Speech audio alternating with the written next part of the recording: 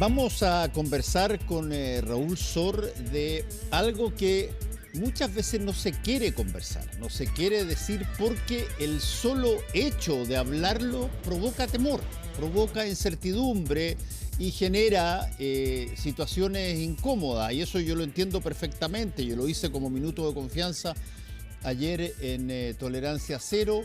Esta advertencia que le hizo Estados Unidos a Rusia por llevar barcos a Cuba, incluyendo barcos con misiles, y que parecía un revival de lo que habían sido la crisis de los misiles en los años 60, pero el hecho de fondo es que ya no estamos hablando para nada hoy día de uno o dos países que tienen poder nuclear y que de alguna manera se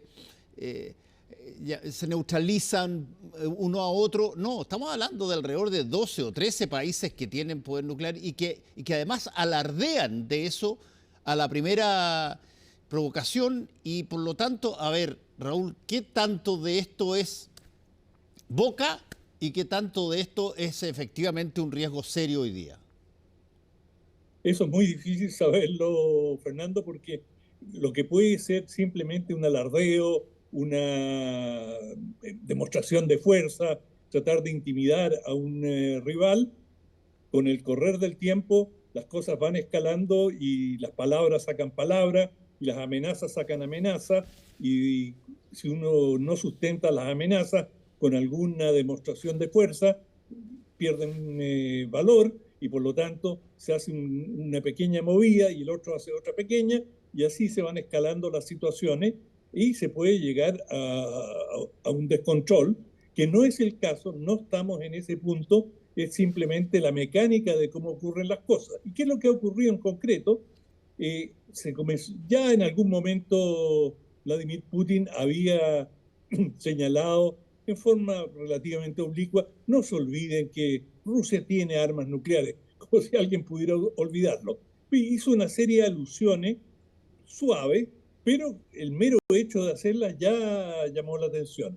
Pero cuando el presidente Emmanuel Macron dijo que Francia estaba dispuesta a enviar, no necesariamente tropas, pero instructores al ejército ucraniano, que significaba el ingreso de tropas extranjeras en Ucrania y tropas hostiles a Rusia, Putin sintió que tenía que golpear la mesa y no se le ocurrió una mejor manera de hacerlo que decir que él podía utilizar armas nucleares tácticas, y de hecho eh, no, no precisó exactamente cómo, pero en un ejercicio que realizaron en Bielorrusia se dejó trascender de que habían vehículos con armas nucleares tácticas. Un arma nuclear táctica es de bajo poder relativamente, es decir, un arma nuclear táctica va desde una bala de artillería, es decir, un proyectil de artillería, lo puedes disparar con un cañón, y tiene un bajo nivel explosivo y relativamente bajo de contaminación, y eso lo tiras contra un blanco muy preciso, tratando de no contaminar una región entera. Y cuando hablas de armas estratégicas, claro, hablas de muchos kilotones, megatones, y que normalmente esas armas viajan en ojivas nucleares, en cohetes o misiles, que los hay intercontinentales, y se les llama estratégica cuando tienen un alcance que supera los 5.000 kilómetros. Las tácticas pueden variar enormemente en cuanto a su capacidad explosiva y destructiva, y también a la distancia a la que se pueden disparar, pero normalmente por táctica se entiende que son para ser utilizadas en un teatro de operaciones específico. Bueno, él habló de armas tácticas, pero el mero hecho de decir que habían desplazado armas nucleares tácticas a un ejercicio, ya son palabras en este contexto que, como tú bien señalaste, pueden escalar y son muy peligrosas. Ahora, ¿cuántos países tienen hoy día poder nuclear, Raúl? Concretamente, que se conoce y de los cuales hay certeza, 9, de los cuales 5 son los miembros del Consejo de Seguridad de Naciones Unidas. Parece que es un requisito tener armas atómicas, me refiero a Estados Unidos, Rusia, China, Francia e Inglaterra. Esos 5 tienen, y tienen, digamos, bastante sólido. Y después está India y Pakistán, Corea del Norte y me falta uno, ¿Vale? Israel. Ahí Ya. están los 9 países que disponen de armas nucleares de distinto poderío y, sobre todo, tienen distintas capacidades coheteriles para colocarlas, porque la cabeza nuclear te sirve de poco si no tienes cómo lanzarla. Es prácticamente inútil. Es decir, si tú no puedes llegar al enemigo, bueno, su capacidad de digamos, intimidar es bastante limitada. Y tú lo puedes hacer con avión, despachar con aviones, y la mayoría de los países tiene aviones, digamos, de cierto rango, cierto radio de acción, pero los aviones son bastante vulnerables, es decir, tardan en llegar al blanco.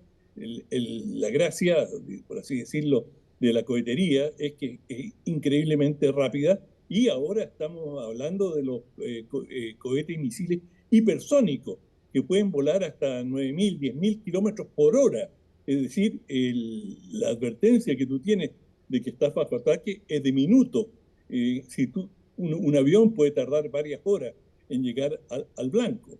Lo vimos, por ejemplo, en el conflicto israelo-iraní, cuando los iraníes dispararon sus drones y sus cohetes, fueron lentos. Es decir, Israel tuvo bastante tiempo, y sus aliados, Estados Unidos, tuvieron tiempo para reaccionar.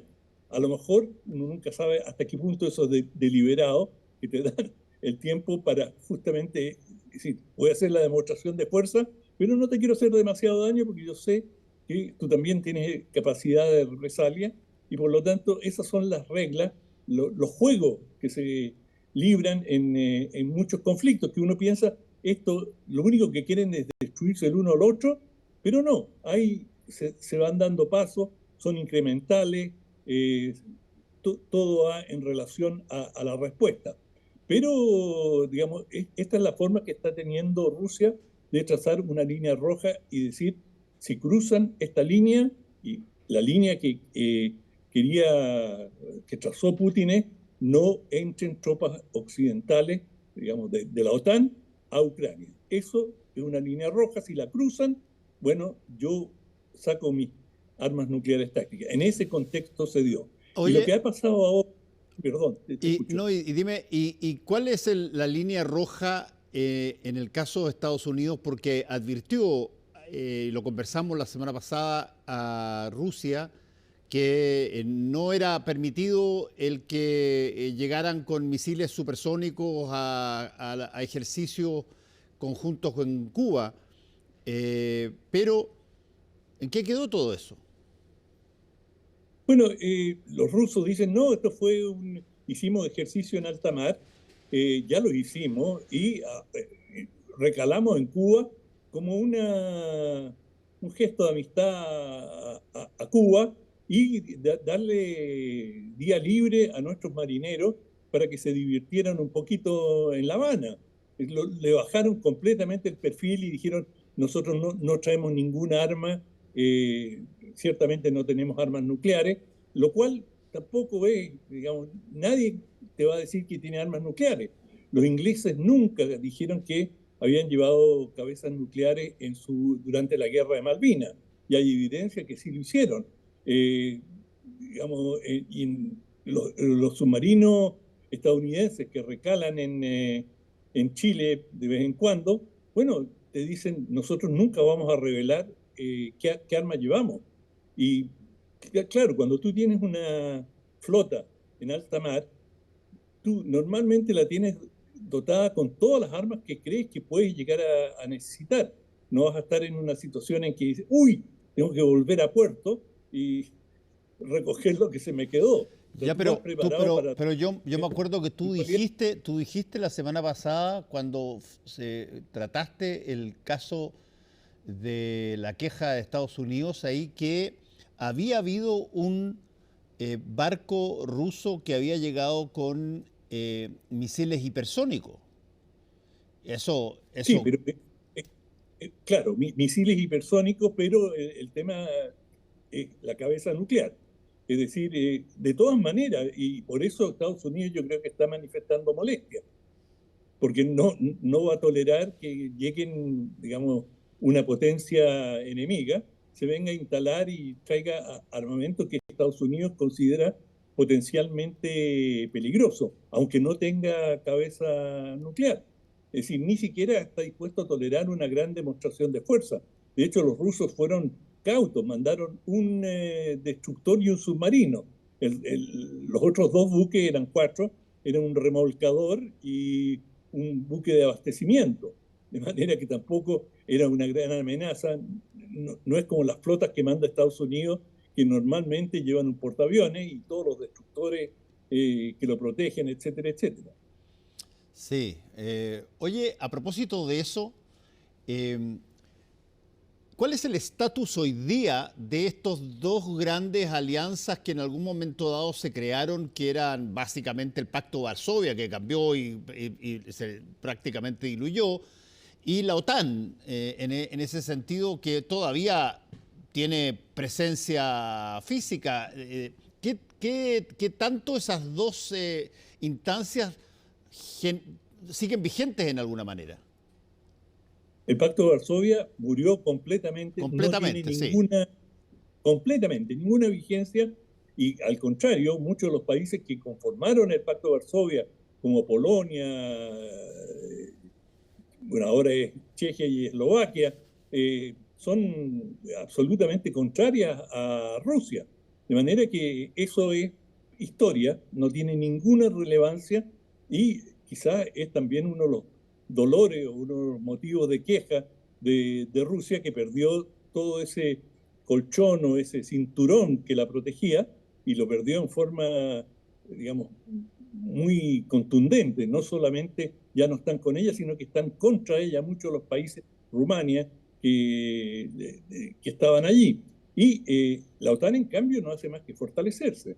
La OTAN ya tiene 27 países miembros y, digamos, es un pacto que, como lo hemos conversado varias veces, si tú tocas a uno de los países miembros, Sí. estás atacando a 26 restantes. Bueno, en el caso de la OTAN, acaba de ingresar Finlandia y Suecia, es decir, se ha fortalecido su flanco norte y, digamos, la OTAN en más de una oportunidad y ahora recientemente, Stoltenberg, el secretario general de la OTAN, ha dicho que en su momento también Ucrania va a ingresar, cosa que habían mantenido una ambigüedad y se ha ido fortaleciendo el lenguaje en el sentido de decir Ucrania debería ser parte de la OTAN, lo cual es, digamos, no puedo decir que es ponerle un chapo rojo a Rusia porque tiene otros contenidos políticos, Sí, pero es una... pero eso fue el leitmotiv la primera explicación de invasión de Rusia a Ucrania. Exacto, exacto. Digamos, con esto, para los rusos no hacen más que confirmarle que, digamos, tienen motivos para estar en la guerra y que, bueno, en Occidente le van a decir, ustedes han empeorado las cosas. Si antes teníamos duda, ahora tenemos certeza. Sí. Y eso lo han provocado ustedes. Hoy, Pero, bueno, ahí estamos en un campo interpretativo prácticamente infinito, ¿no es cierto? sí, yo quería básicamente terminar preguntándote las razones por las cuales hablamos tanto de esto es porque no solamente el mundo se ha hecho más chico en términos de comunicaciones porque existe la inteligencia artificial o internet o los computadores rápidos y los celulares y todo lo demás. No solamente se ha hecho más chico por eso, sino que está mucho más compacto y está mucho más, si tú quieres, supeditado a los comportamientos de algunos de los miembros del planeta que, como tú decías, una gran parte de ellos tiene ya armamento nuclear, y lo que no se ve es que vuelva el tiempo terrenal de situación de paz. Y por lo tanto, cuando no hay situación de paz, todas las, de alguna manera, los cálculos preliminares son distintas variaciones de cómo se puede enfrentar una guerra. Es cierto, claro, y uno toma la variable militar bélica, que es como la más impactante, pero hay otras variables como la pobreza, la desigualdad, el tema medioambiental, que van presionando desde distintos ángulos a las poblaciones, que son fuente, cada uno de los temas que mencioné, son fuente de conflicto dentro de los países y entre los países. Y claro, cuando hay una situación de armamentismo, y déjame decirte que el gasto militar ha crecido en forma exponencial en todo el mundo. Quizás no tanto en América Latina, pero en Europa, bueno, Estados Unidos peleó y realmente casi amenazó a los países miembros de la OTAN si no subían su presupuesto militar al 2% del Producto Interno Bruto. Y muchos países estaban gastando menos del 1%. Y ahora hay una carrera por llegar al 2%. Es decir, están duplicando su gasto militar. Y no lo hacen porque Estados Unidos los presione, sino porque hay la percepción, y esto también está estimulado por los cambios políticos domésticos en los países, de que hay una situación de amenaza y que Rusia constituye una amenaza directa para ellos, cosa que la pudieron pensar con la Unión Soviética y cuando existía el Pacto de Varsovia. Hoy día, objetivamente, más allá de la ideología, es una amenaza bastante remota para el grueso de los países miembros de la OTAN. Bueno, vamos a probablemente seguir conversando respecto a estas situaciones, porque hay que reconocerlo, el planeta está convulsionado por situaciones de guerra en varias partes. Lo hemos visto en el Medio Oriente, lo estamos viendo en Europa. Eventualmente puede darse en cualquier momento dado un chispazo ridículo que genere una alteración en algún otro lugar, y por lo tanto hay que estar muy atento, porque lo peor, creo yo, es abrir los ojos pero no ver. Y una de las cosas que no corresponde hoy día es generar condiciones para que, estando la situación encima de uno, uno no la entienda o no la quiera ver, o se asuste y prefiera esconder como las avestruces en la cabeza, y suponer que eso va a alejar el problema. El problema hay que enfrentarlo, hay que verlo y hay que tratar de solucionarlo, y para eso hay que seguir a los líderes de los distintos países que están justamente en esta situación bien convulsiva, Raúl. Exacto, y por eso hablamos de este tema. Exactamente, por eso el tema es el tema. Gracias, que te vaya bien. Igual, chao. Chao. Hacemos una pausa y volvemos.